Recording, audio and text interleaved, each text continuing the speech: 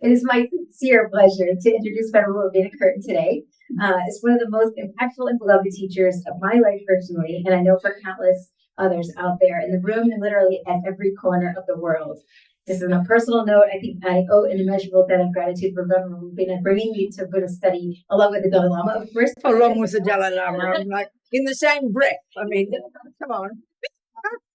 And actually got to go on pilgrimage, the Chasing Buddha pilgrimage with you in 2009 and take my lady vows, which was something that I will never forget. Many of you all know her well already, and she will definitely want me to keep this short, but I will try to hit some highlights for those of you who may not know her as well. Venerable Rita became a student of Lama Geshe and Lama Zopa Rinpoche in the late 70s and was ordained as a Buddhist nun in 1978. Since then, she has devoted her tireless energy to sharing her wisdom and these precious teachings with us in many ways. For example, as editorial director at Wisdom Publications, which she edited many favorite books, including How to Meditate with Kathleen McDonald, and more recently, Mahamudra, one of my favorites, which captures Lama Geshe's precious teachings. She served as the editor of the FPMT's Mandala magazine for years, founded the Liberation Prison Project that offers Buddhist teachings and support to prison inmates and advocates for prisoners' rights. She's also a talented singer and has kindly captured precious mantras for us with melodies passed down to her from Lama Zopa Rinpoche in her CD titled Devotion. She travels all over the world to teach us sessions like these, innumerable podcasts, and the best possible social media content out there, Something to Think About series, which is a way for us to stay connected to the teachings in a day-to-day manner with her uniquely practical and no-nonsense style. So I'm delighted that you are here. Thank you, sweetheart. Thank you so much. Happy. I'm happy we have a connection. Good, sir. Good people. So what has love got to do with the price of fish? That's extra on the title. What has love got to do with it? It's a good story, good picture. So but first we think we're going to listen to these words, and I always say it, and it's true, but I will be listening too, to see if there's some use in these words, some tools we can use, because it is advice. I always say it too, you don't have to take it. Buddha's not the boss, you're the boss. You decide if you like the advice. And it's advice to do what? Well, to help us put our mind together, to help us become, well, for the Buddha, our astonishing, marvelous potential. I mean, it's just even to hear the Buddha's view of the potential we've got is very uplifting. It's not how we think in the world. You go to a neuroscientist and say, please tell me how to develop the pure nature of my mind, and they'll think you're mentally ill, like you've got to wash your brain or something, because they're talking about the brain. So there's no view like that, But Buddha has this extraordinary view about our marvelous potential. Just that should uplift us, honestly, give us courage. And then on the basis of this, because we all live in this crazy planet, the more we put ourselves together, the more we break down these artificial barriers that ego has constructed between self and other, then we can be a benefit to others. How marvelous. So if there's any advice in here about that, go for it. That'll do. Why don't you just sing a prayer? That's our prayer. Okay. Well, actually, love, compassion, which is what drives most people to a spiritual path, is in fact more advanced. If you look at this Lamrim, this packaging of Buddha's teachings, they're in a nice orderly way, orderly according to the capacity of the disciple. So if you like, I like to think of everything. We talk about the teachings of the lowest scope, middle scope, great scope. We know these words. I prefer to call it junior school, high school, university. Well, love and compassion are taught in university. That's a big surprise to us. But why? Why are they more complicated? Why are they more advanced? You could say there's a wisdom wing and the compassion wing. A bird needs two wings. And the way we'd like to say it in the West is the wisdom wing, which is all about you. That's like self-compassion. It's like self-love. Buddhism doesn't have a term like that as a contradiction in terms, but that's how we talk in the West. It's how you take care of yourself. So, of course, if you hear about self-love, you hear about, having a relax and a nice massage and a little bit of a weep, someone to hug you. You can do that too. But that's not Buddha's approach, It's okay. It's good. But if you don't start working on your mind, then you can never change. You'll never get happy. Because Buddha's very first teaching, the Four Noble Truths is exactly what he's telling us we need to do if we want to be happy. If we want to be happy, he's telling us what to do. And guess what? It's not to get someone else to make us happy or to get the nice cake or the nice vacation, but to work on your own mind. So that means we have to understand what he means. What do you mean work on my mind? What he means in the mind, we have a bunch of neuroses, the voices of ego, attachment and anger and jealousy and depression and pride and anxiety and the rest. Surprisingly to us, they don't come from outside. They're triggered by the outside, yes, but the cause of them, it's not a complicated concept, but we just can't hear it, is in our own mind. These tendencies are the source of our suffering. These tendencies are the source of our suffering. So self-love for the Buddha is getting rid of these. Working on your mind, stop being jealous, stop being angry, stop being depressed, stop being anxious, stop being attached. Practice it. That's how you get happy. That's how you take care of yourself. Very surprising to us, but this is exactly the point. So then when you've done that, to the degree that you've done it, is the degree to which when you open your eyes, you realize, oh my goodness, we're all in the same boat.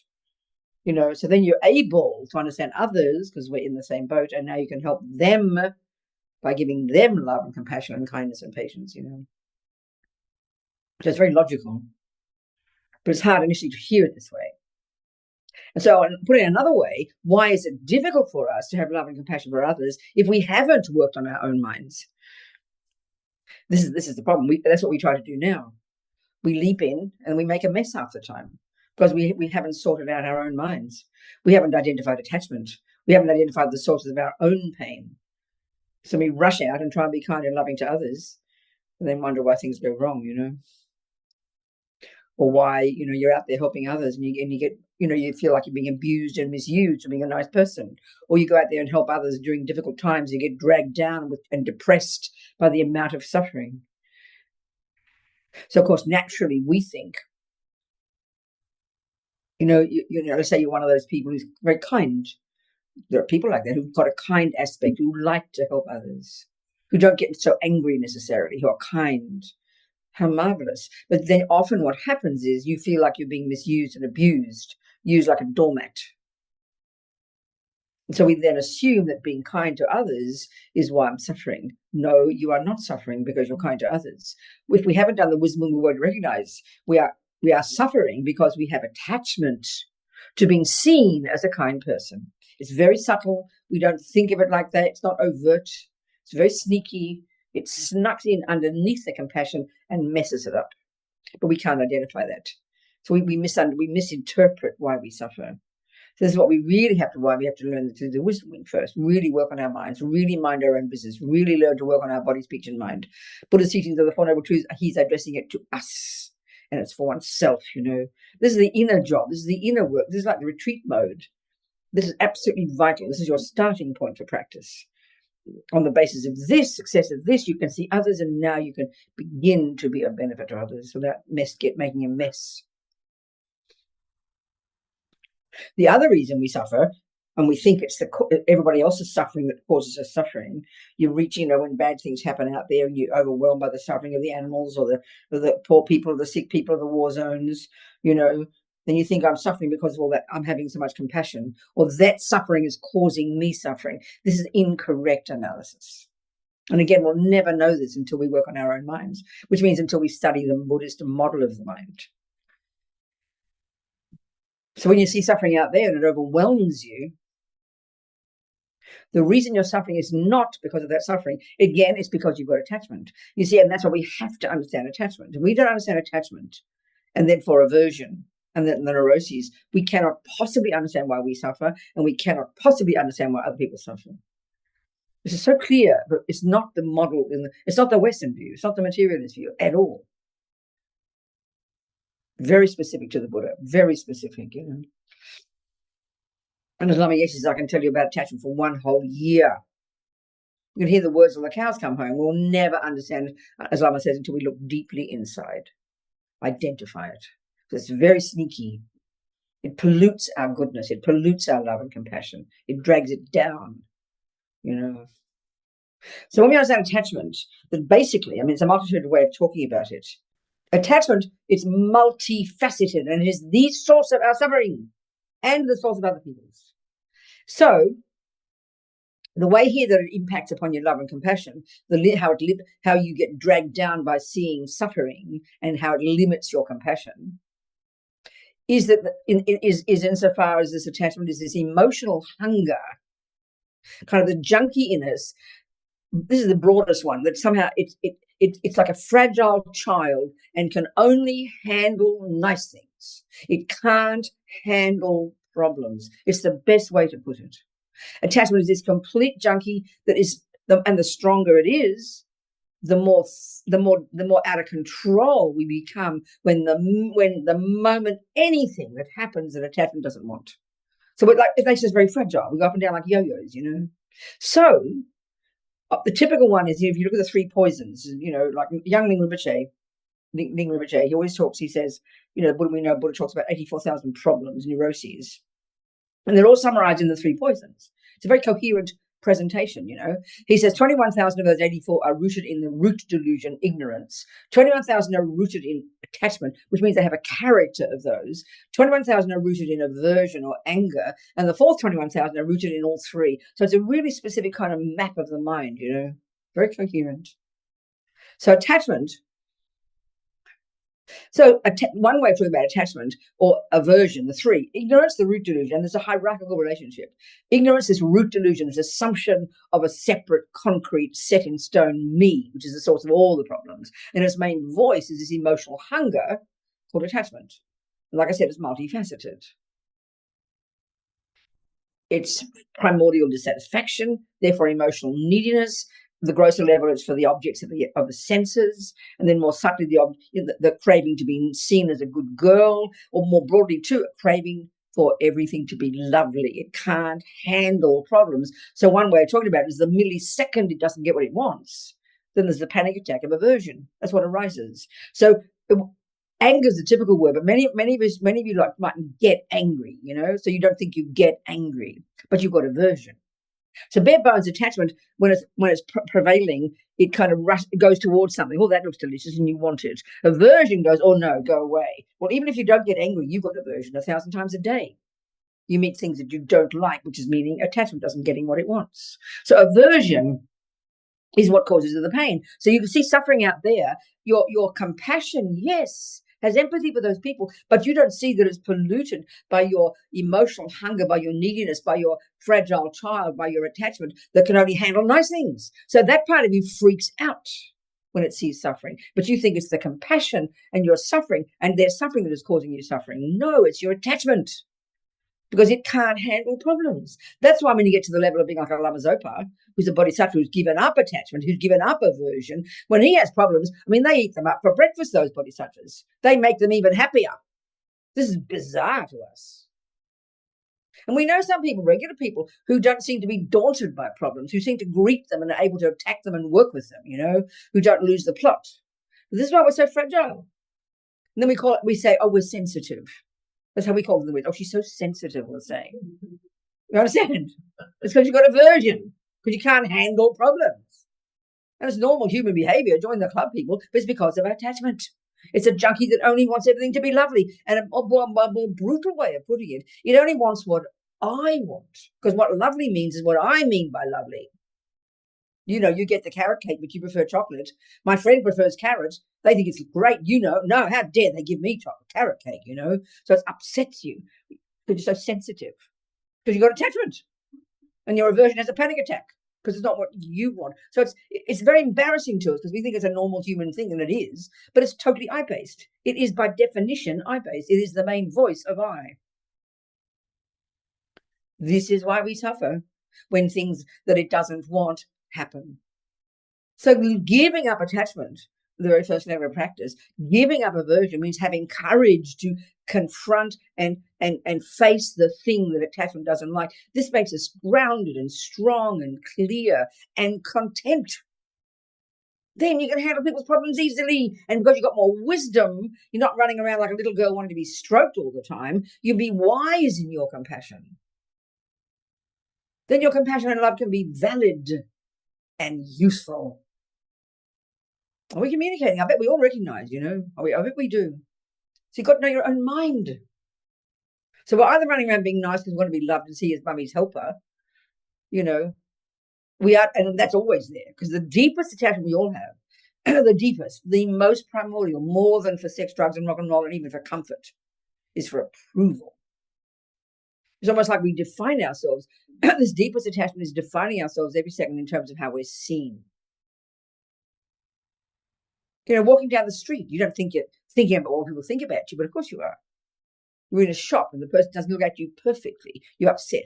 because there's this constant need to be seen nice. So if you're arrogant, you're kind of aggressively wanting to be seen as nice. And if you're shy, you're just the same problem. You're shy, because people looking at you makes you nervous. So all the time there's this kind of sense of a separate self. It's so uncomfortable. It needs to be approved of. Every second of everything out there, we're seeing everything we do in terms of whether someone is reporting back to me that it's the right thing to do. So we're so fragile, This attachment makes us so fragile, and it's the source of suffering in a multitude of ways. And then, indeed, in terms of helping others, it blinds us. It blinds us. We can't see others properly. Therefore, we can't help them properly. We can't have compassion properly.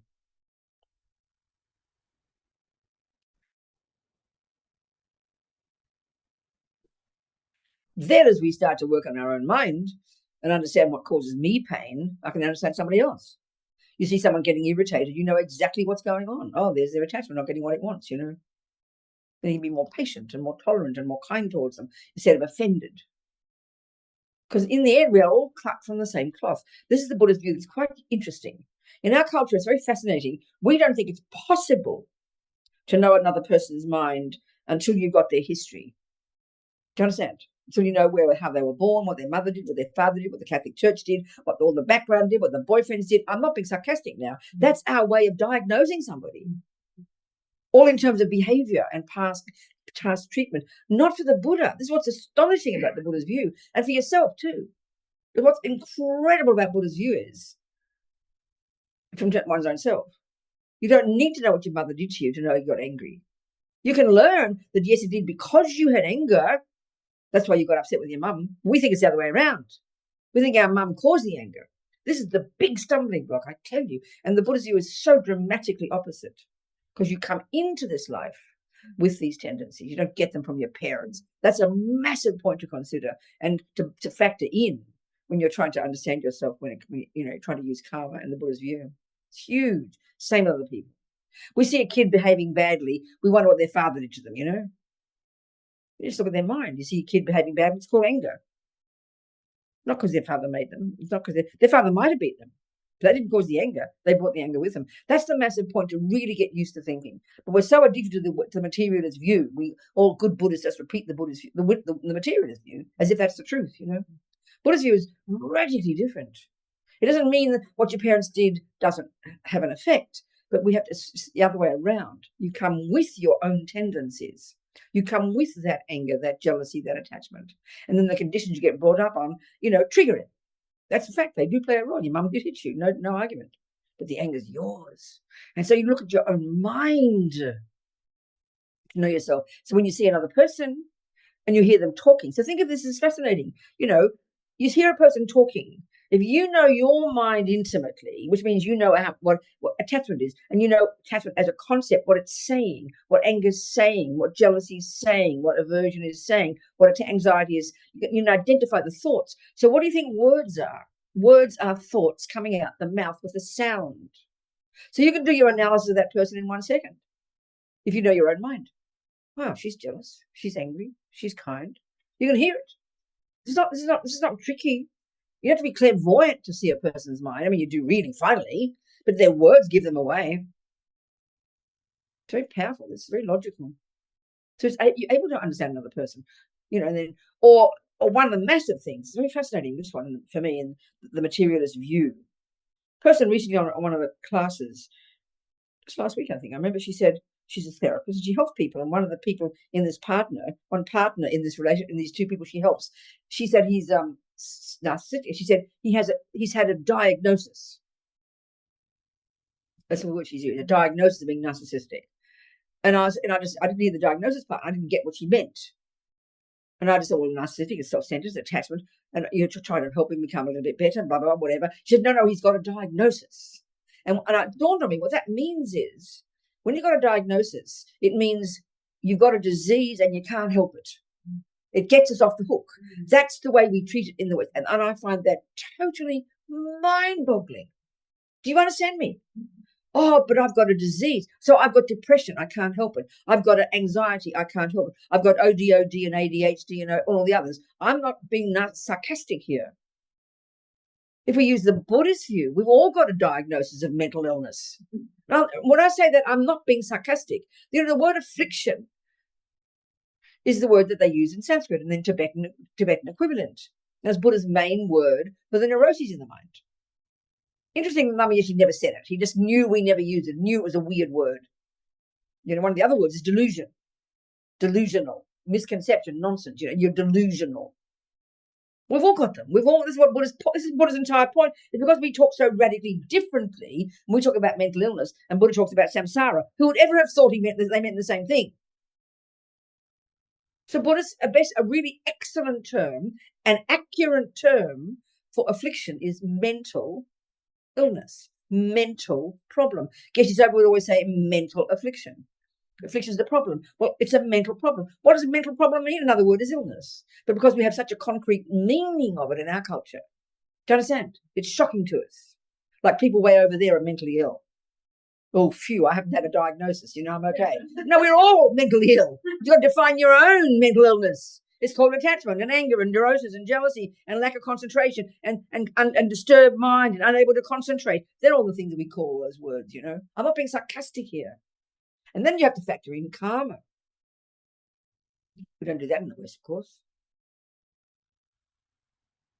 So knowing your own mind, owning them, not getting off the hook, it's not my fault, which is the irony of ego. It wants to get off the hook. It's everybody else's fault but mine. That's how we talk. It's so intense, Owning our qualities, owning our anger and attachment, and that's being kind to yourself.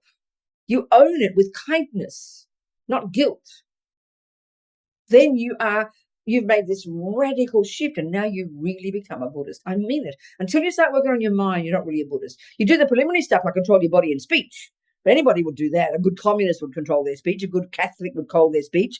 A good Buddhist. That's just the beginning. You harness the energy of your body and speech. You control the servants of your mind. When you start to work on your mind, that's when you become a Buddhist.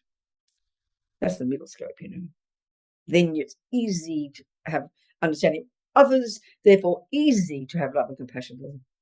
Because right now, with the deluded way we think of everything, our love and compassion is contingent upon whether or not they only do what I want. Then they deserve my love and compassion, isn't it? That's why we think of suffering. We think of compassion, the compassion wing. Compassion, we should define it. What is it? Well, compassion is, broadly speaking, it's used in Buddhism as the same meaning as empathy. I know in the West they use a different definition, but Buddhism, empathy, compassion, same. Basically, you see someone suffering, and you connect. My gosh, look at that suffering. I wish they didn't have it. That's compassion. But the trouble is, isn't it? We only, without any analysis, we only have compassion for the people having what the Buddha would refer to as the first kind of suffering, the suffering of suffering, when the bad things happen, when the people are harmed. And that to be innocent victims. You've got to be an innocent victim to have compassion for somebody, isn't it? Like if you see me punch someone in the nose and then they punch me back, you won't have compassion for me. You'll say, I deserve it. So we only have compassion for people we think are innocent victims. And of course, the Buddhist perspective will begin, there'll be no such thing because we've all got countless lifetimes. We come programmed with our rubbish from the past. So you're not going to find one of those. We need to find an innocent victim, which is usually a few animals and a few children. Not that many. Very limited. Do you understand? Then we're prepared to have love and compassion for them, we're so wicked. The Buddha says, I'm sorry, guys, everybody's suffering, but if you don't know the Four Noble Truths, how will you get that point? That's why you've got to go back to the basics, back to the wisdom wing to have proper compassion. That's a fact. Because the Buddha says everybody's suffering. There's three kinds of suffering. The first kind is when the bad things happen. The second kind is what we, as we know, Buddha calls it the suffering of change, this boring term, but it's so shocking because what he's referring to is when people people caught up in attachment. When happy things happen, but because they've got attachment, it poisons it. So that's the suffering of change. It's more nuanced, it's more subtle, it's harder to identify. That's what we mean by happiness, when the good things happen. For us, suffering is when the bad things happen. For Buddha, when the bad things happen is the grossest level, and then when the good things happen, it's polluted by attachment, which turns it into, which means it's short-lived and then it turns into the gross level of suffering. We all know that one. You get your cake. Initially it triggers very nice feelings. It triggers happy feelings, no question. But because of attachment, the second you have that pleasant mouthful, attachment's saying, sorry, not enough, have another one, because it's still dissatisfied. So you keep eating, hoping happiness will come. We all know, vomit comes. If you keep eating, waiting for happiness, you'll just end up vomiting. Fact. This is scientific fact. As horrible as it sounds to us, stopping Buddha being mean. So we have this wrong analysis of happiness, you see, Buddha's saying. Then there's the subtler suffering, which is too abstract for us. It's called all pervasive suffering. It's like being born in the first place with this type of body and mind, with attachment. So we're set up to continue to suffer permanently because we've got to get out of it, So Buddha gives us the methods. So the very first method for getting rid of the suffering of suffering is control your body and speech and don't harm others. That stops the future, gross suffering. The second kind of suffering, you give that up by giving up attachment. And the third kind of suffering, all pervasive, you realize emptiness. Then you're out of all of them. So knowing those three kinds of suffering for yourself in the Four Noble Truths, in the wisdom wing, now you're qualified to go, oh my God, everybody's suffering. And then that's the basis of compassion. And then it is easy to have compassion for them. It's not based on emotion, it's based on logic. And that's why that marvelous practice at the very beginning of the Bodhisattva path called equanimity is so important to understand. Buddha's saying we can develop, you've got these two main practices, isn't it, to develop bodhicitta. This outrageous paradigm shift in the mind where only others arise in you. You finish your job for you. You're done. So it's extraordinary. It's the culmination of these series of techniques. There's two main techniques, 6, 7 point something or other, and the exchanging self for others. And then Pabonka Rinpoche puts them together into 11 little stages, that culminates in this outrageous bodhicitta. It's not equivalent to compassion. It's the culmination of compassion. But then compassion comes from love. Love comes from this equanimity. So equanimity is the very first one to understand. It gives us a grounding. It's really important to understand it. So equanimity, the definition of it, using my own words, thinking of it like this. It's this when you got it, this heartfelt recognition that the friend, who is the object of attachment, the enemy, who is the object of our aversion, we might use the word enemy, but it's a person for whom we have aversion, a person who doesn't do what our attachment wants, and the person we label stranger, friend who does what my attachment wants, enemy who does what my attachment doesn't want, and stranger who neither does what I want nor what I don't want. So we feel we have love for the first one because they do what I want. We have aversion for the second one. We don't have any love at all for them. And we couldn't care less about the strangers. And that's 99.99% of the world. They could all drop dead. We do not mind. This is the universe. Just observe behavior, and you'll see this. It's a clear analysis because of attachment, aversion, and this primordial indifference as a result of this ignorance. If you do what my attachment wants, I call you my friend, and then I will be prepared to love you and have compassion for you.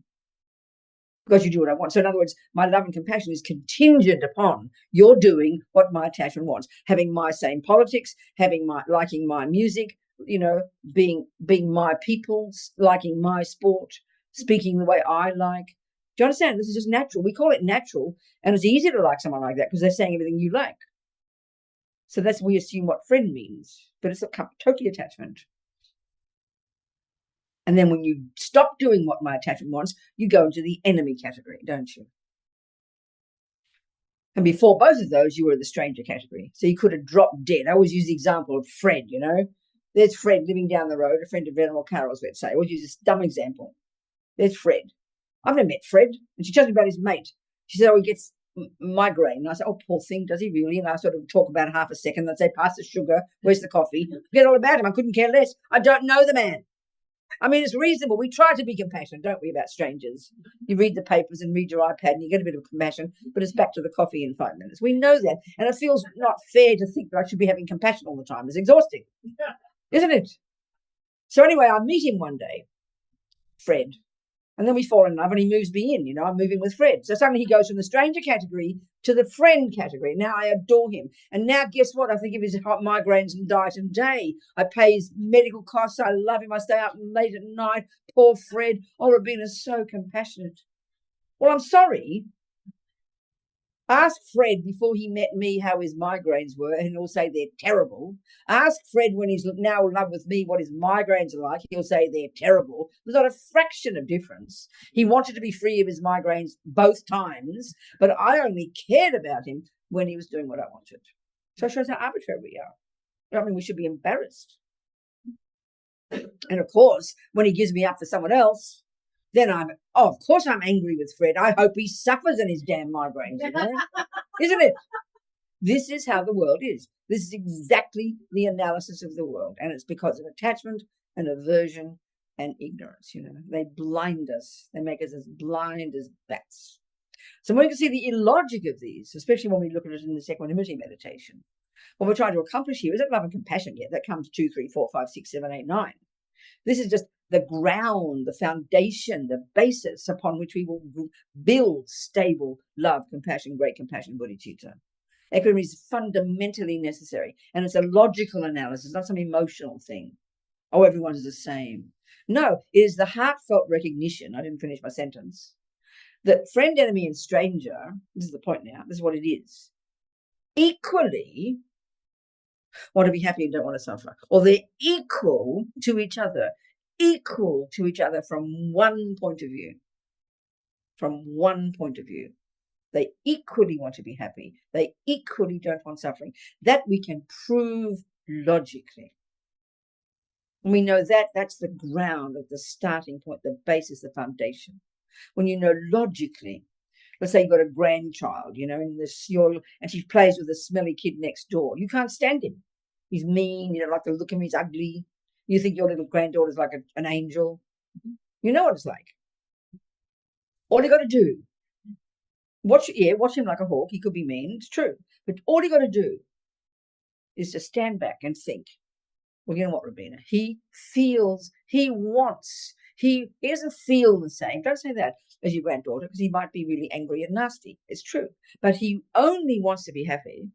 He has, this is not something we say consciously, I want to be happy. It just, everything we do, everything we choose to do based on our karmic tendencies and everything else, everything we choose to do, say, and think is what we assume will make us happy. So he's driven by the wish to be happy. That's why he's mean, because he's got anger. So all you can do is remember this basic fact. He's driven by the wish to be happy and not suffer, just like your precious grandchild. You cannot distinguish. But all we do is see ugly and pretty. All we see is what our attachment wants to see, you see. But this Buddha's talking almost in one way. You could say the whole Buddhist path is taught in terms of how to stop suffering and how to get happy. That's exactly what the Four Noble Truths is. It's so clear, so simple, almost embarrassingly simple. So, then we say, oh, well, you mean Mr. Trump wants to be happy? What do you mean he wants to be happy? He doesn't deserve it, we'll say. This little kid, what do you mean he wants to be happy? He doesn't deserve it. So we have a heavy-duty view of he wants to be happy. Because we have our wish that someone be happy, again, like I said, is contingent upon their doing what I like. So we think, what do you mean the ex-boyfriend wants to be happy? It's painful for us to hear that. Because he's hurt me, and he did hurt you. We can prove it. But this is a fundamental drive. Why people harm others in the first place is because there's an assumption that'll get them what they want, which is to get happy. So it's logic. When you see that, it's not sentimental, then you can think twice. Still watch him. This little kid could be a creep. Yes, he might even hurt your granddaughter. I'm not saying he wouldn't. A pedophile will definitely hurt your grandchild. But that doesn't mean he doesn't want to be happy. But when we hear he wants to be happy, we think it gets him off the hook. Oh, the poor thing can't help but pat him on the head. It doesn't mean like that. It's not sentimental. It's a very powerful concept. Everyone's driven by the wish to be happy, not suffer. Of course, because of delusions, they're misled and they harm others. Definite fact. So it's a fundamental drive. You've got to really think about that. Anything we've ever done to harm others is because we want to be happy. The only reason you left that boyfriend is because you want to be happy, even though you hurt him.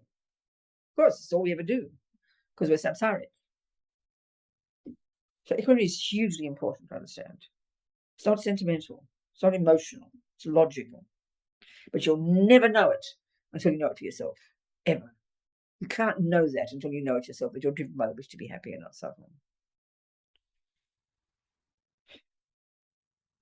This is why you can't really be a Buddhist without knowing Buddha's view of the mind. I promise you really can't. It's so vital. It's so crucial. It's so, because his view is so precise. We all love to know Buddhist psychology. I mean, Western psychology. Know all the words, and the framework and the assumptions. So different from Buddha's. I'm not saying not to know the West. We need to. Just a whole series of different assumptions about it. And you only know your own mind well, when you understand this view.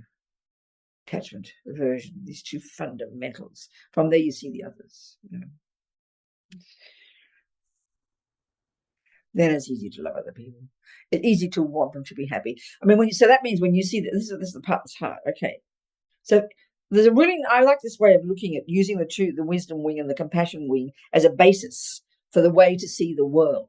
So there you are reading your iPad or watching the television or whatever you do, read the news, for example. And there's a politician who says that this lady, Mr. Trump. I mean, some people like Mr. Trump. We can see that they adore him. Let's say you don't like Mr. Trump. Let's say. And then what happens is you see Mr. Trump, and then the first thing we do, we have aversion. We say we have aversion. So you panic, your attachment's not getting what it wants, you freak out, you're mad, and there's this and he that, he lies, he steals, he's this, and you read the newspapers. So negative, it becomes so negative. Criticism. He's this, he's that. As if somehow we're a saint.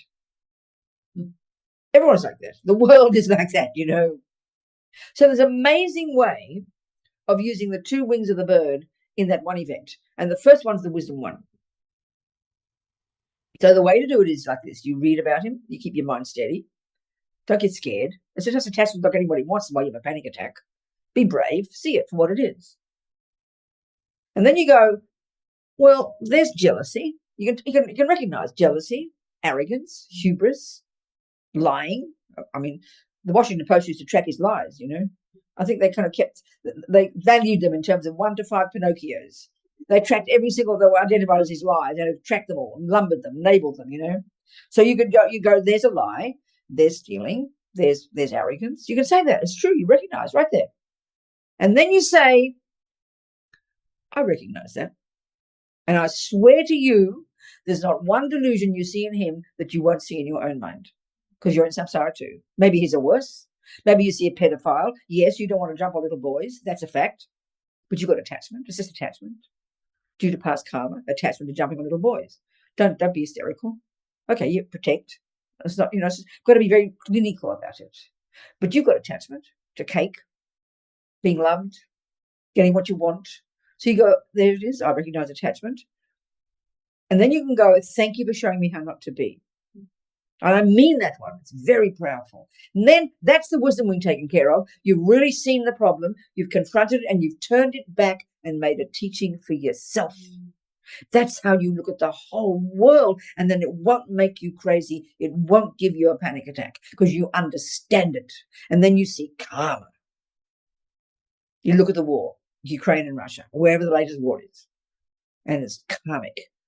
Powerful past karma, between these two groups of people, destroying each other. So you get even a more powerful lesson. And thank you for showing me how to be. And then you reiterate your own practice. Keep your vows, never harm. So suddenly the world becomes the basis for your practice. Then you can go to the compassion wing and have compassion. Why? Because they are harming themselves by harming others. The bodhisattvas have more compassion for the harmer than the harmed, because the harmed has just finished their karma and the harmer is just beginning theirs. So if you have the view of karma and the delusion, Buddha's analysis, you have the basis for interpreting the world, keeping yourself steady, growing your own wisdom, getting your own renunciation, and developing love compassion. That's the point, Everything becomes grist for your mill.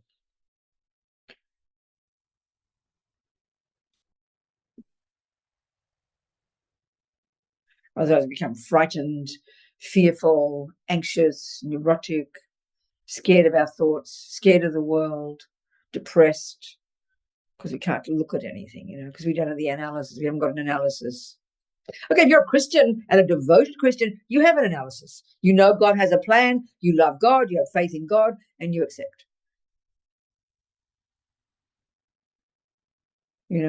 Or a good Muslim, anybody who believes in a creator, if you're really doing it properly, you'll live a good life. But if you've got a materialist view, quite frankly, I can't see the basis. I can't see any reason why you wouldn't get upset and angry if you have a materialist view only, because there's no explanation for why it all is. Then we all say, oh, no one knows. We haven't discovered it yet, they'll say, meaning science, So we get confused and panic-stricken, blame everybody else, trying to get off the hook. It's a disaster. Do you want to ask some questions, please? That's a bit of a discussion about love and compassion. Ask some questions. Anybody, please. Any old thing. Come on. Hi, Venerable. Yes, where are you? Who's talking? Oh, yes, good sweetheart. So, I just thought about something I think the Dalai Lama said, which is no enemy inside, no enemy No what? outside. No enemy inside, no enemy outside. Good. So what's the question? So how what does that exactly mean? I'll tell you. Good, very good point. Good. Thank you. Okay, this brings us to this point where there's a distinction between a fact out there, a bad person, that's a fact. You can see the truth, it's a fact. And your aversion. If you don't have aversion, you see, what we assume is, well, there's a bad person. Well, of course I'm angry. Do you understand my point? Of course I see an enemy. An enemy is an object of aversion. But if you've given up anger, do you think that suddenly means the person turns into a saint because you don't get angry anymore? Don't be silly. Are you hearing my point here?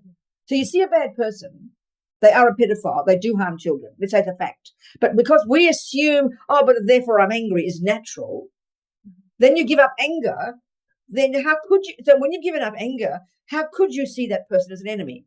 Because enemy is the object of anger. Are you hearing me? I don't think you are.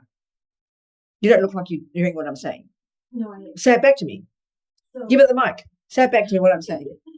So, there's a pedophile and there's you. Normally you get angry, so that means enemy. But now you've given up anger, so then you no longer have an enemy, do you? Right.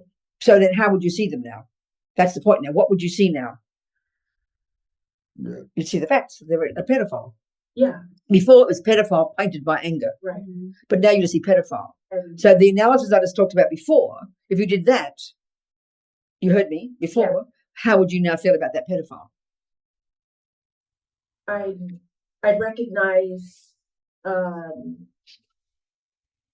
those things. You see their bad behavior. That. And what do you mean by recognize? Acknowledge it. That you'd see they're a pedophile. Right. Then how would you feel about it? And then what would you then do with it? I would say thank you for showing. All that I just said before, and then you'd have compassion. And then, therefore, no enemy. Okay. Can you not hear that? Yeah. It's very clear. Yeah. We assume an enemy is a bad person. No, an enemy is a person that our version doesn't like. It doesn't mean they're good or bad. You can like it. You can hate a saint. Right. Just because you don't like them, they're your enemy. Yeah. But they could be a good person. Or you might, do you want to see my point? Yeah. Or a mother loves her pedophile child. Do you understand? Right. We've got to distinguish between the fact and then our interpretation of it. Even stubbing your toe. You stub your toe and you get angry. We'll say, well, of course I'm angry. I've just stubbed my toe. That's not logical. Stubbing your toe is a sensory event. Anger is an extra thought on top that interprets it as bad because your attachment only wants nice things. So that makes it worse. So we see a bad person, we assume, well, naturally I'm angry. How dare he do that? He is evil, and we get upset. We can't distinguish between the facts and our interpretation of the facts. That's the big thing we have to learn. Yeah. Do you see my point? Yeah. That doesn't alter the fact that he's a bad person. It just reiterates, and it strengthens your reality. And you have then compassion because of karma and compassion because he's harming himself as well as harming others. It's an analysis. Okay. Do you hear me? Yeah. Yeah. Okay. Thank you. Good, darling. Put them up there. Yes. Well, your comment about getting angry at stomping your toe. That again, what? That one? Comment about getting angry when you stub your toe. Okay. Made me think about, I'm sure I'm not alone in this, but to me, it's easier to think about, say, your, bad person example, right? And I can go through the analysis, like, oh, it's my aversion. He's just simply somebody who's, suffering from karma and delusion, and he just wants to be happy in his misinterpretation and thinks that whatever being a pedophile makes him happy, but it's the sort of, it's just that, and I think, I feel compassion for him because I know he just wants to be happy, right? Well, no, you have compassion for him. No, you know already he's driven by the wish to be happy, and that's why he harms others, because of his karma. But then you have incredible compassion, and this is the hardest one. The basis of compassion for the pedophile, why do you think that is? Why would you have compassion for a person who harms another? That's the question. What's the basis here? Once we get it, but it's hard to hear it. What is the basis for your having compassion for the person who harms another? In part because he is not fully in control. No. There's a simple reason. It's because he's creating negative karma and putting. No, that's he's no. gonna keep suffering. No, but that's the point. Yeah. That's the only reason. And one reason is because he's blind as a bat. He assumes that harming others is the way to get himself what he wants happy, which we're all the same. That's why you're mean to your ex and your mother, and you're mean to your sister because you're driven by attachment. Forget the allegory story of the boat, of the murderer in the boat, and the bodhisattva who could see that. Well, that's a different discussion. That's a different discussion, though. That's a different one completely. But still, he had so much compassion. Yeah, no, and he had compassion for the harmer, so he even did something. He would rather suffer the result, even extra level of it. Yeah, but that has to. This is the point, you see. I mean, this is the point. The Buddhists would say the reason to have such compassion for the world is not even because we haven't realized emptiness. It's not even because we haven't got bodhicitta. It's because we don't understand karma. So we all assume we're innocent victims. We didn't ask to get born. God or mummy plonked us on the planet, and then we deserve only good things and we don't deserve bad. So we blame everybody else. That's the cause of so much unbearable pain on this planet among animals, humans, and that's the basis of incredible compassion. Once we get that, then we know it. Then we really got to, when we can move forward. What about blaming yourself? What about, darling? Blaming yourself. Hence, what about it? Getting angry at yourself. Yeah, that's right. We love to get with stumping your toe. We love to get angry at ourselves. Now, the stumping the toe is just because you're angry. Vague. The anger's kind of vague there because your toe didn't do it. You can't be angry at the rock, so you don't know quite who to blame. You just get angry because your attachment doesn't get what it wants. Anger is a natural response of attachment not getting what it wants, which is comfort.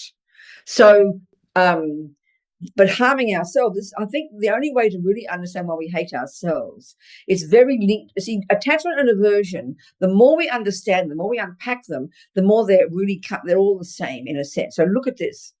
Okay. Attachment is this, it's dissatisfaction. So we get born with it. So there's a feeling already of not satisfied. I don't have enough, right? So it's in a sense, it's aversion. What I've got isn't enough. So it's aversion in a way. So then that drives in the craving, I must get the cake. All excited, anticipating the cake, over-exaggerating its deliciousness, over-exaggerating its role, and knowing that happiness will come. So we have all this expectation, and then you get the cake, and you're not happy yet, and it turns into disgust again. So every time you go to follow attachment, expecting happiness, in the end, all you get is more dissatisfaction. So in the end, that's aversion. So the more dissatisfied we are, it's not only I don't have enough, but I am not enough. So that's self-hate.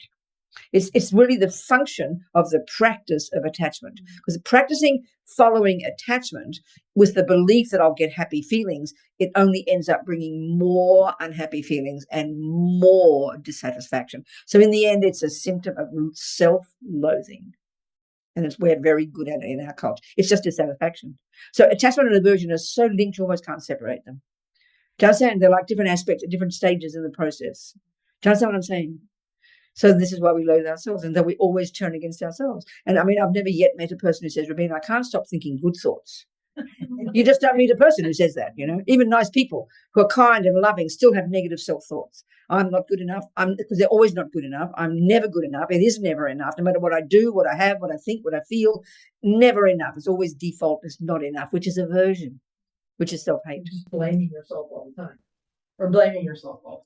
Well, I'm trying to give the analysis of it. Attachment and aversion is so linked. Do you understand? So what we have to learn to do, we have to, as Lamrim puts it, we have to practice being satisfied. And this is a whole other kettle of fish, because our big problem is we live at the level of our senses, don't we? We're totally dominated. Lamrim says we make the body the boss. So our sensory experiences are our very first level that we go to get some happy feeling. The five senses, depending on which one is more strong for us, right? We don't pay any attention to the mental happiness. We don't even know such a thing exists. And the point, this is the part that's shocking. You can, as a kid, I'm attached to food. I'm always attached. My main attachment to food. So as a kid, I know was very clear. I would eat until I was full, because I didn't know how else to know what satisfied meant. I didn't ever heard of mental satisfaction. Do you understand what I'm trying to say? I didn't know what that meant. I just knew I had a feeling of being full, so I assumed that was satisfaction. But of course it's not. It's just having a full stomach. Satisfaction, it's a mental state, and you have to practice it. It won't come. We assume satisfaction will come when you get the cake, when you're filled up. No, that's more dissatisfaction, because now you feel stuffed and aversion has taken over. So satisfaction is a mental state, and we have to cultivate it. It does not come from sensory things. It can't possibly come from getting sensory objects. So we have to practice thinking the thoughts, I'm fulfilled, I'm content, I'm satisfied, which means you've got to make a decision to stop eating the cake before you want to vomit, which is where discipline comes in. So you have to practice having happy thoughts, practice having content thoughts. It sounds hilarious to us because it doesn't seem to work, but it takes a long time. But that's like anything, you're prepared to practice it, it'll come. We have to practice having content thoughts, not just starving yourself and thinking I'm giving up attachment. You get too miserable. You've got to then say, I'm really doing a good job. I'm happy. I'm content with this amount of cake. And like anything, you practice those thoughts. And if you say them every day, before you know it, you'll start to believe them. Do you understand? Not just go on a diet and sit there starving. That's never going to give up attachment. You've got to add to it, I'm content. I mean, it sounds so corny to us because we don't believe it's going to work. But we all know practice makes perfect. We've got to consciously be content. Say the words. I'm satisfied. I'm content. I'm fulfilled. That's enough. I've done well. And then praise ourselves. I did a good job. I did a good job. And our trouble in our culture too is when we say I'm content or I'm satisfied, we think it's complacency. We think we've got to continue to be hungry to want to do more. But my feeling is it's a mistake, Like if you're practicing the piano and you just passed grade 1, I mean, you're only in grade 1 and you've got 400 to go. So the negative one is, I'm only in grade 1. Maybe I'll get happy if I get to grade 2. I'm only in grade 2. So you'll get to 900 grade, you'll still be unhappy. So you've got to be happy at each stage. Content, I did a good job. And that's what rejoicing means, but we never rejoice. Nobody rejoices. Nobody consciously has positive thoughts. We get embarrassed. We get guilty. We think it's pride. But this is what practicing being content means. Do you understand? That's what mental happiness then will come. Not from food, not from the sensory things, not from sleep, not from being praised, not from cake, not from the senses. We can, so we have to just work hard on our minds. It's huge practice. We forget because default is negative. Default is not enough. Default is, everybody I've ever met, we're all the same, unless you're a really evolved person, Just your bodhisattva already, or giving up dramatic levels of attachment, So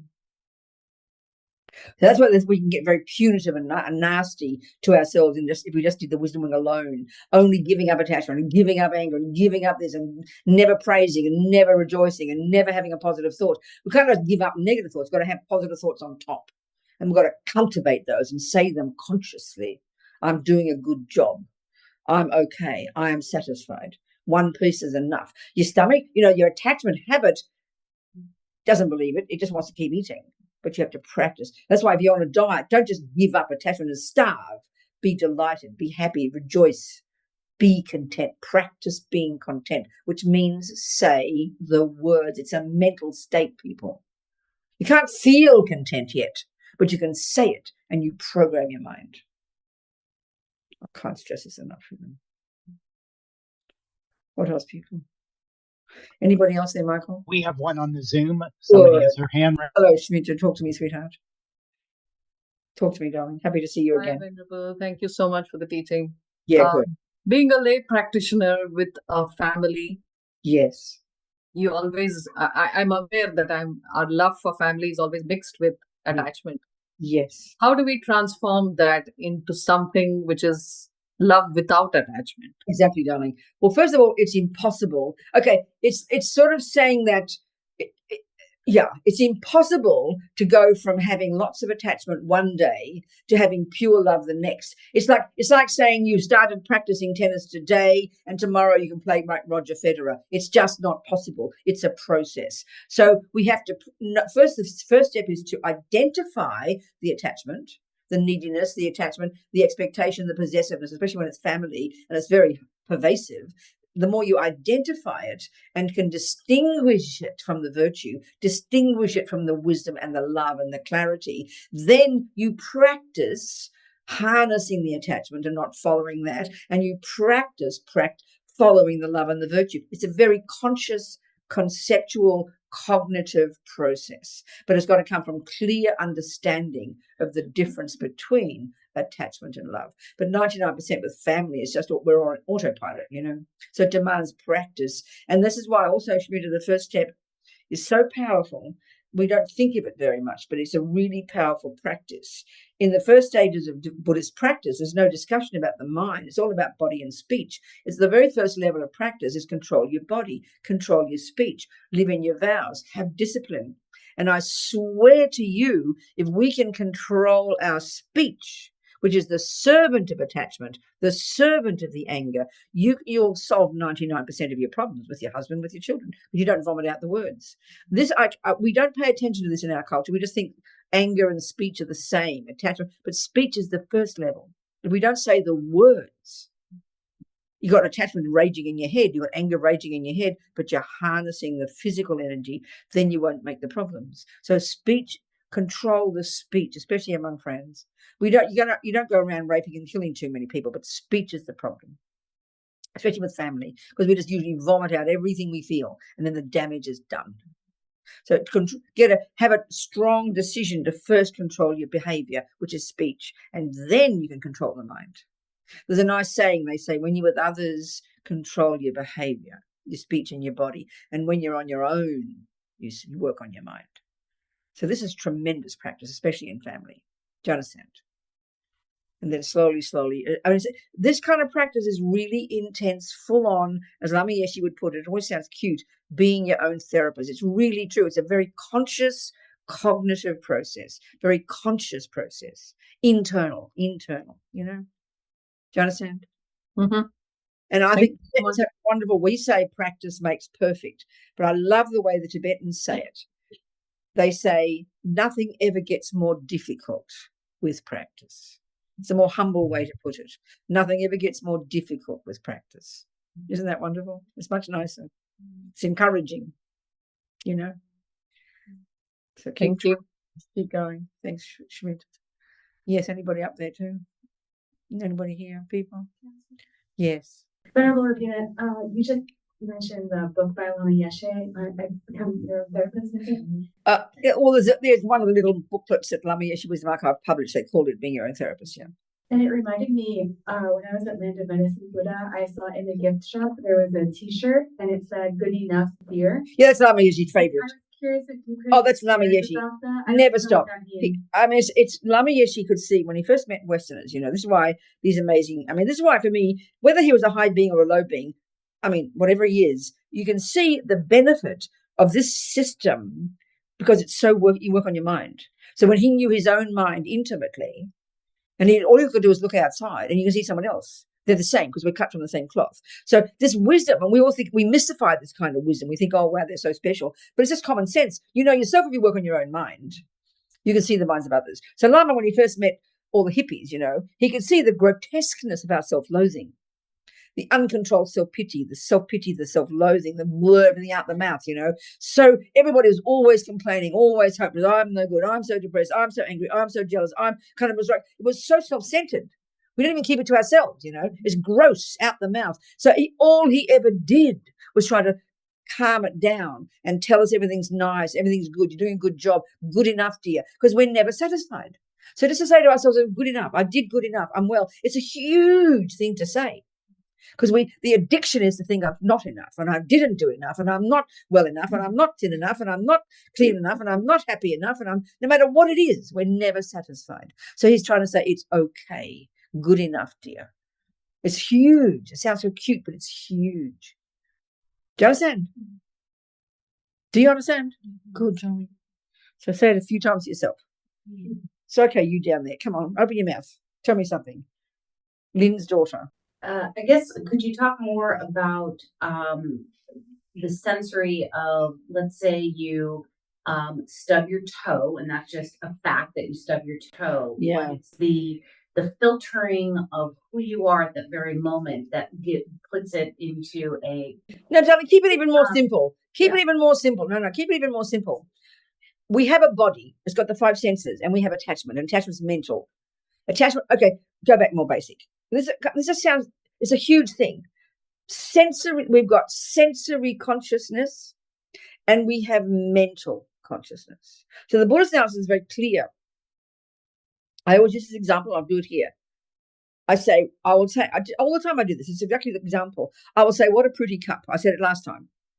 So when naturally we all assume that Marina's eyes come over here and she sees a pretty cup. So we think pretty cup is an object of my eyes. You with me? Are you with it? Do you see what I'm saying? Don't be ridiculous, Buddha says, because the sensory consciousnesses are profoundly limited in their capacity for cognition. So eye consciousness only can cognize 2 things, shape and color. There's no intelligence there. It's bare bones. But because we have the mental consciousness, which is where the workshop is, which is where the thousands of thoughts and opinions and ideas and feelings and emotions that we've built up over, Buddha would say, countless lifetimes, and that we retain in there, and we write novels with all of that. It's not our eyes that write a novel. Ear consciousness can only hear bare sound. The senses are really limited. But because mental consciousness, I mean this, what's going to happen here, quicker than Google, the millisecond eye consciousness sees this shape and color. The millisecond tactile consciousness, is impacted by the rock. That millisecond, instantaneously quicker than Google, based upon your personality, how much anger you have, how much attachment, how many opinions I have about this. I will say, what a pretty cup. You'll say, scream, yell, shout. So the mental is an opinion we put on top of the sensory. So we live the world based on our senses. We open our eyes and all we're seeing is the object of the 5 senses. And then our mental consciousness takes over and writes stories. It should be very humbling for us to think this. So we can change our mental consciousness. Maybe we can reinterpret it. That's what we're trying to do here, is reinterpret the entire damn world through the lenses of virtue and wisdom and goodness and clarity. Are we communicating? Are we communicating? Yes. Thank you.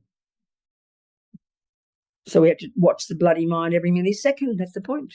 The senses are dumb animals, but we give them power like inconceivable. We only think everything is sensory. We don't distinguish between ugly politician and our view. We don't distinguish between stubbing the toe and our view. We don't distinguish between my eyes seeing shape and color and my view. This is the miracle, to start to become aware of our thoughts. And then we start to, distinguish between the neurotic thoughts and the virtuous thoughts, because there's only 2 kinds. And they're mixed like a big fat soup. Are we communicating? Good, darling. This is how you get happy. And this is how you get compassion and love. Hard job. That's right. Sensory consciousness and mental. That's where the workshop is. Quicker than Google. Quicker than Google. Every millisecond we have opinions. We live in our opinions. And the tragedy is, listen to me. The tragedy is, the worst one is, we would never 1 millisecond think that a pretty cup is an opinion. I think pretty cup is in the cup along with the paint and the clay. I think it's an absolute objective truth, and I'm observing external reality. That's the problem. As Lama Zopa says, bad enough that the whole outside world out there appears back to us in the aspect of what's in my mental consciousness, and then I believe it's an objective truth. We are insane. So we have to start analysing our opinions. They're all opinions, baby. Some opinions are valid and some are bullshit. And we have to distinguish between the bullshit opinions and the valid ones, virtue and non-virtue. That's what brings you sanity, and that's what helps you help others. Do you understand? Good. There's a hand there. Go, darling. Hello. I'm not sure I want to do this, but I'm going to do it. Go on, try it. Sweetheart, good to see you. Go on. And you. This isn't what I was going to ask, but I'm going to ask it now. Yeah. So yes, I can see how you're saying this is a pretty cup. It's an opinion. Is saying it's a cup also an opinion? Good, yes. This is where we keep going. And finally, Buddha would say they're all conceptual stories. Even the one that is a cup itself, there's no inherent cup. We've got to start somewhere, though. At least with the negative and the positive. The fact it's a good cup or ugly cup, good person, ugly person, nice person. At least those start calming down attachment and aversion opinions and start to shape them a bit. And then we get to the root one and realize emptiness. Do you understand? No, but yes. Would you know the theory? You understand No, I mean, the stages, the progress. In terms yeah. of realization. Exactly. Yeah, exactly, darling. That's right. Exactly. So the other question that Yeah. so when I was thinking, that's been mulling in my mind. So let's say you get to the point where there's somebody who does bad things to other people. Yes. And causes them great deal. That's right. Exactly. You've gotten rid of your anger and you have compassion. And then what? Then you do what you can to help. As Martin Luther King said, he said, it's good to be angry, meaning good to find fault. But then you say, what can I do to help? Instead of just, I give up anger, then we think if you give up anger, you just don't care. No, you try to help. And if you can do something to help, do it. But 99% of the time, I'm sorry, we can't help. We can't help. But if we can do something to help, that's what comes, that's active compassion. If you can help a person. But that's why at the moment, we're all over the place, all being running around trying to help the world, but we haven't got any wisdom at all. We make a mess. So we're going to have some wisdom. Adding to compassion, as Dalai Lama says, compassion is not enough. You've got to have wisdom, which is understanding the problem, understanding the analysis, and if there's something I can do to help it, go, baby. But 99% of the time, we can't help. I also wonder, because I think in addition to anger, there's also, when faced with something like this, and particularly in a larger societal sense, there's also fear. Well, fear. Let's talk about fear. It's a really good point. But actually, fear, as we know, the Buddha's analysis of the mind, we've got the neuroses, attachment, anger, anxiety, jealousy, low self-esteem, self-loathing, you name it, all of these, they're all twisted, contorted, disturbing, distressing, I-based, and not valid insofar as they're made up nonsense. They're distorted and exaggerated. Do you understand? So they're the ones that are causing pain and suffering, totally. Then you've got the virtues, love, compassion, kindness, and they're relatively valid because they're connected to others and they're sane and they're not the source of pain and suffering. They're the source of being of benefit to others, right? So what did you say? I forget your question. What? About fear. Okay, so the point is the nature of all the neuroses is fear. They're all rooted in fear. I mean, if you see an angry person, if you see a kid shouting, I will go, oh, look at him, he's just being angry. We'll kind of crack a joke. But listen to him. The eyes wide, spit coming out the mouth, hysterical, irrational words, like as if the whole world has collapsed. The boy is having a complete mental breakdown. That if that's not fear, I don't know what is. But we don't think of it like that. We only think fear is when the heart beats fast, someone's trying to threaten you. But that's what anger is. All the delusions are rooted in fear. Ego grasping, the very root delusion, is the personification of fear. And why fear? Because Buddha would say that for eons, there have been these fantasy stories we've exaggerated and made up and we've believed. So there's this massive disconnect between reality and our view of it. So that's guaranteed to be fear. So in other words, for eons, it's like for eons, you've believed that $50 note is a $500 note. You've believed it for so long it even appears 500. So you have all this attachment, all this expectation, all this craving, all this excitement. And then what will you have when you spend it and only get 50's worth? Disappointment.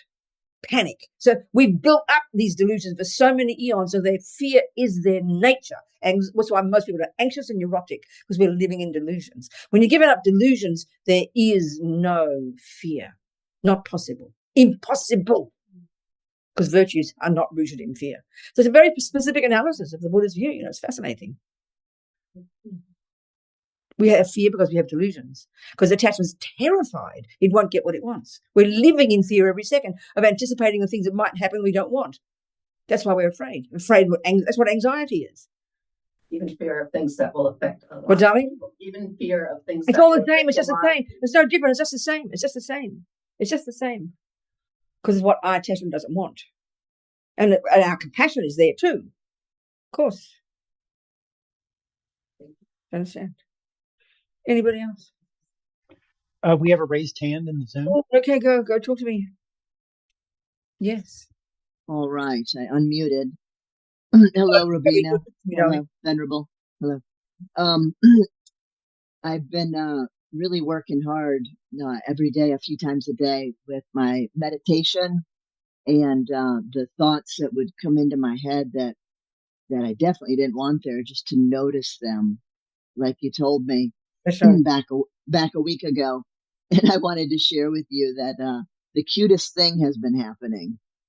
There I'll be. That's what people say. Joey was shocked to hear that you didn't have to fight the thoughts and make them go away. So you have this exhausting meditation pushing her thoughts away, and she heard she could just let them be. It was kind of a bit of a shock for her, but she's been practicing. Yes, it sure has been. So the cutest thing has been happening lately, since you told me, what to do with my meditation. So there I am meditating in the steam room. In the steam room, in the steam room, yeah. And that's my favorite place to meditate. And so there I am, and some thoughts and people are coming into my head that I don't want there, but I'm just noticing, not trying to push it out, just noticing. And then all of a sudden, here comes Robina, you and your head, your bald head. Fine, so it's you. Happy I was there in the steam room with you. It's been, yes, every single time. Okay, you're there, and it's just been so cute, and just it makes me chuckle, it makes me smile. Good on you, girl. And yeah, it is pleasant. So you're with me when I'm meditating. Thank you, Robina. Venerable Robina.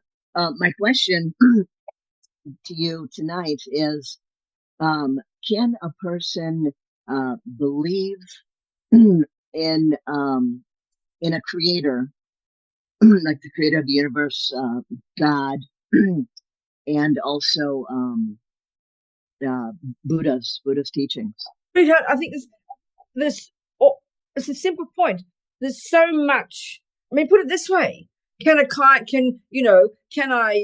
even you could say, could I have a faith in Creator and like some communist views? Of course you could. Get past all the political labels of all these things. What you're finding, you want to find the common ground between different viewpoints. And if you can find virtuous thoughts and virtuous activities in communism or Buddhism and Christianity, then you found the similarity. When it comes down to the bottom line about is there a creator or not, then the Buddhist view would say no, and Christianity would say yes. And if that's the main issue, then you have to choose. But there's so much crossover. So you can use the best from Buddhism if you like God, love God, but bring in Buddhism to help you become a better Christian.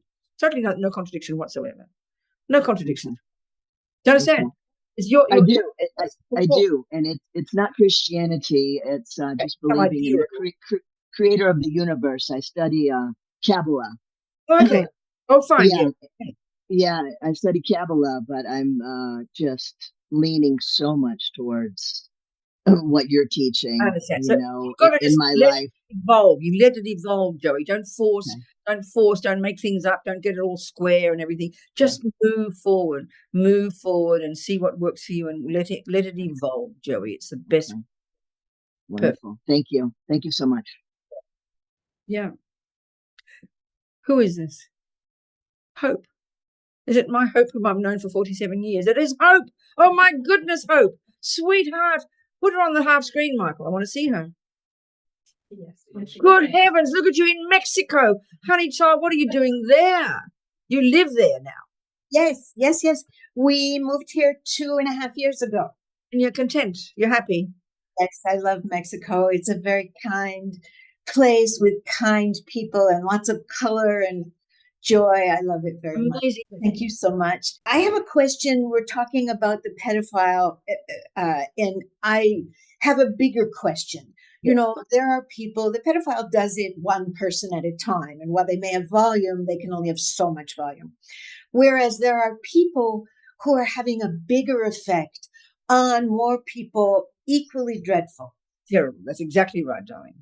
I'm wondering if we're talking about what to do with the pedophile. So it's, you try to do that. But is forgiveness a step on the path, or is forgiveness just about the I? No, I understand. It's a really good question, Hope. And I like to go back a little bit and look at it, and especially in our culture, look at the evolution of it as a source of it. So my feeling is the source of it is totally linked to Christianity. And this is not a critical point. This is an analysis, because look at why. God, if you're a Christian, you have faith in a being who is the source of the universe. He creates the universe. He is the source of me, the source of goodness and not badness, but he creates me, and he's the boss. So I know, this is my point now. I always quote this, my Jesuit priest friend years ago. This is a crucial point to understand philosophically. I said, by definition, what is a sin? What is a negative action? What makes an action wrong? He said, by definition, it's because God said not to do it. So this is the point now. So if you have that view, I have faith in a creator and I go against God's will. This is the point, Hope. I have to go to God and beg him to forgive me. And it's forgiveness that heals me. So we bring that naturally into our daily lives. It's a huge quality, and it is. So if I've harmed you, it is marvelous for me to request you to forgive me. But my problem would be, let's say you won't forgive me, then I'm stuck. I feel that I might as well kill myself because I can't be purified, because your forgiveness is what purifies me. And I think we can misuse that. So, like if I'm say you're my sister and I badmouth you every day and I ring you up, I'm so sorry, Hope, I'm so sorry, I don't mean to badmouth you, please forgive me. And I'm waiting for you to say, oh, Rabina, it's all right, I still love you. And I go, phew, I'm off the hook again. But until I decide to change, nothing's going to happen. So if we can misuse forgiveness. I can misuse this wishing you forgive me to get me off the hook to make me feel better. It's really wrong. So I'm not talking about you asking me for forgiveness. I'm saying I know that, but it's the same thing. So then I'm saying how we can misuse forgiveness in our relationships to get me off the hook. But equally, I know your question. So equally, if other people harm, so the Christian view would be forgiveness because we know God forgives them too. But the Buddhist one, they don't talk so much about forgiveness. They would talk about the view I've just had before. If we have the view of karma, if I realize all those terrible harmers due to past karma are now harming millions of people, I know that they're harming themselves and they're going to have countless lives of unbearable suffering. That's the basis of compassion for the harmers. And then, of course, on the basis of that, of course I would forgive them, but it doesn't get them off the hook. They've got to do something. Forgiveness from that perspective, of course, Hope, it is only for my benefit, which is a very healing thing, because he couldn't care less if he has my forgiveness. He's not asking for it. So it is a good thing, and it can be misused. So I'm taking both aspects. It's definitely for our benefit. I remember when I was working with prisoners, and one man whose son had been murdered, he said he couldn't get to many stages he got to, but he could never get to the point of saying, I forgive. He couldn't forgive. And you could see it was torture for him. Yes. So for ourselves, yes, forgiving. But I mean, the Buddhist view has got to come along with compassion and understanding karma and seeing how he's and why he's doing it. But it's very beneficial for one's own mind. There's no question. But also what I'm saying, incidentally, we can misuse it. Getting you to forgive me gets me off the hook, and it's not appropriate at all. And the Buddhist view is it's not forgiveness that heals me; it's my own inner work that heals me. When I've done something wrong, you get my point now. I do get your point. I think that for me, because some of these things I experience enormous amounts of anger. The victimization, I work with immigrant children, and the victimization of them, I experience unbearable anger. What do I do with it? I'm not evolved. So what I've tried to do with it is to look at the other person. I understand their suffering. I can't get there. So I just want to say, I forgive you because I know you've got your problems. You've got your delusions. That's right. And I want to forgive you, but it's to deal with my own anger. That's the point, Hope. You've got to realize that is for you. It is a step that is necessary for you because it mightn't have the slightest effect on this person. It is for your benefit, and don't ever put that down. It's a brilliant technique for your benefit. Use it. The other person couldn't care less about your forgiveness. It is a brilliant technique. It'll help you soften yourself, and for your own, you are the beneficiary of that. So use it as much as you can for your sake. Definitely. Good on you, girl. Happy to see you, darling. So happy to see you. We have one more raised hand. Good, Sasha. Hello, Venerable Rabina. Nice to meet you. My question is very, very practical. So you have explained a technique for getting to compassion or away from hatred when reading a newspaper about someone you don't agree with. But imagine I'm in the car and like the person is poking their nose and it's creating an insane amount of aversion. That's right. It's a system. How do I find a technique where I can't like get away from this source? Oh no. It's not easy. I mean, everything. Listen, Sasha, I think also it's practice. So you don't have to wait until the event happens before you say, how can I get over the anger? You've got to practice in the day-to-day life and tiny baby things. Practice when you stub your toe. Practice when you hear an annoying sound, because it all builds up, and then you're more equipped when you're in the car and the person's staring you in the face. If you haven't practiced, it's too late to do it. It's hard to do it on the spot. So you've got to practice. That's why daily practice is so important. And don't wait for the big event, it's like intense on the freeway, to do it. If you've done it every day in the small events, because every time your attachment doesn't get what it wants, that's what annoyance is. So don't wait for the strong anger to come. Deal with the small annoyances, and that builds you up and strengthens you. It's a process. Are you seeing my point, sweetheart? Yes. And if I may, what is that practice that I can do beforehand if that arises? Well, that's what I'm saying. Every time something bad happens, that's when aversion arises, and anger is just a strong level of aversion. So what I'm saying is 1,000 times a day, Sasha, you're going to meet a situation that your attachment doesn't want. Can you hear that? Sorry, I wasn't asking that. I wasn't asking that question. I was asking now to go deeper. Okay, so let's say I stub my toe, and but I am asking. I'm giving you the analysis. I want to go back again, and I'm giving you the analysis. So there you are. All of us, Sasha, are walking through life with an assumption. It's not articulate to us. With an assumption that we must only get the nice things. That's deep. It's an assumption, Sasha. Can you hear me? That's the functioning of attachment. It's all the time this yearning to get lovely experiences, nice taste, nice smell, nice feelings, nice event. It's not articulate. You're not walking through the life thinking, I must get nice things. It's just an assumption that only the nice things should happen. So you stub your toe. Your boyfriend slurps his coffee. The person says one little tiny mean word. You hear an annoying sound. Are you familiar with me so far, what I'm saying? They're all moments when your attachment gets upset and it turns into aversion. This is mild anger. So that's what you learn to deal with. You then say, it's only a sound. You argue with yourself. You counteract the attachment and the panic, and you say, it's only a sound, Sasha. I can handle that ugly sound. It's only a stub in the toe. Analyze it. It's just a physical feeling. It's only annoying. It's only the coffee slurping. You analyze, you argue with the aversion, and you calm yourself down. Are you hearing me? That's what daily practice is, sweetheart. And then you're more equipped for the serious thing when it happens. Are we communicating? Yeah, I think so. Yes, I understand this is a mind practice. I have a fear that, is there risk of doing a spiritual bypass in this way? What on earth do you mean by that? You have to give me an analysis of a spiritual bypass. What does it mean? Well, when you when a feeling arises and you push it away instead of... No, I'm not. No, you're completely misinterpreting me. Okay. You're completely misinterpreting what I'm saying. I am not saying... You're calling it a feeling. I'm calling it a thought. Aversion is when you stub your toe. That's the feeling, the stubbing the toe. I'm not saying deny the stubbing the toe. I'm saying you notice aversion. You curse. You get angry. How dare that? How dare I stub my toe? That's called anger. I'm saying catch the anger and argue with it. I'm not saying deny that you stubbed your toe. That's idiocy.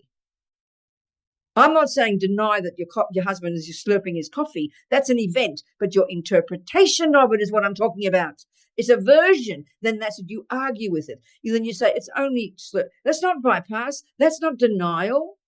It's analysis. You're analyzing your thoughts second by second by second, because this is the source of how to get happy. You're not bypassing anything. You're dealing with what's in your mind, not bypassing it. That's called denial. That's nightmarish. It's a radical difference. What do you think? Can you hear the difference between denial and I'm not saying deny? Okay, tell me how it doesn't sound right to you. Just say it out loud. Talk to me. What do you say? Well, it sounds really. Oh, sorry.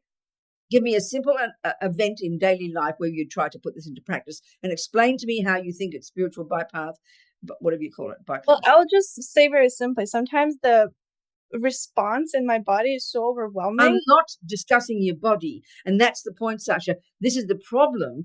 We don't notice what's going on in our minds, Sasha, until the body feels it, and that's too late, precious girl.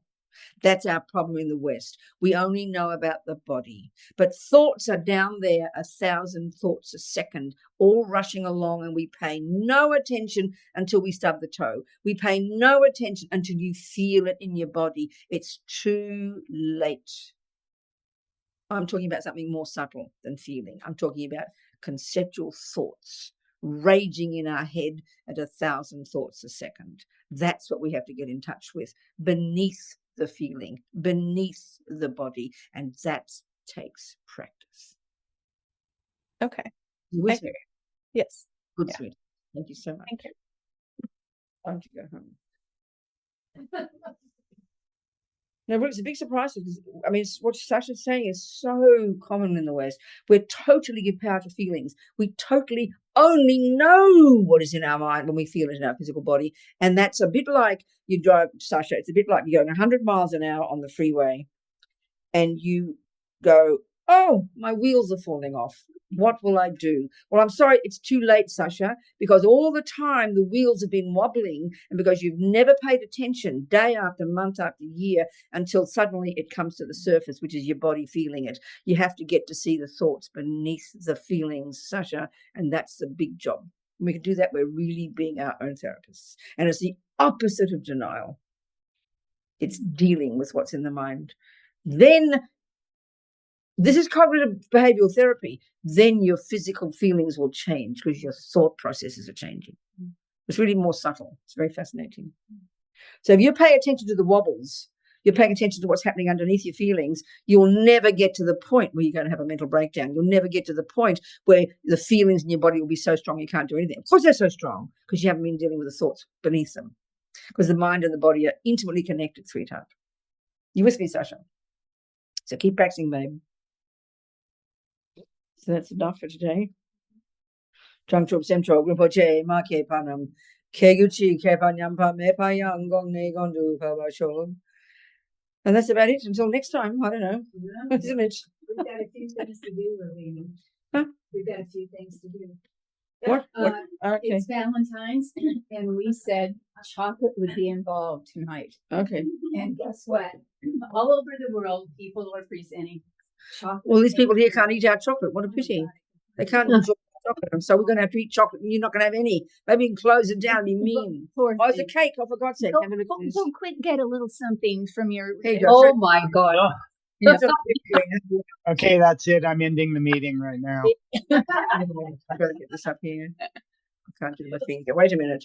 I'll show that properly.